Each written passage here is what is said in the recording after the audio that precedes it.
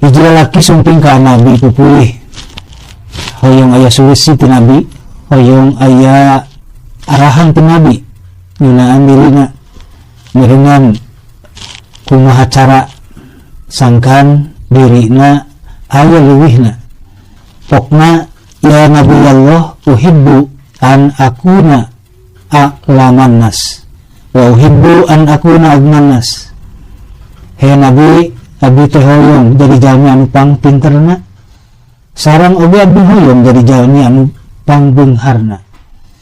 Pinter beunghar memang dua hal idealisme anu kusaha diudag. Urang ge moal teh kitu lamun harita pupulih ka nabi. Sabab jelema boga nu dua eta teh lenggat derajat unggah harga diri. Cacak lamun hiji kapimilik. Sanajan bodo tapi beunghar, jalma anu pinter bakal nghargaan, cacak bodo beunghar.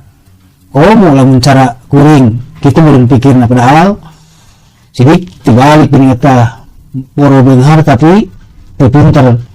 Atanapi jalma anu pinter bakal era anu bodo, sabab anu bodo bisa beunghar.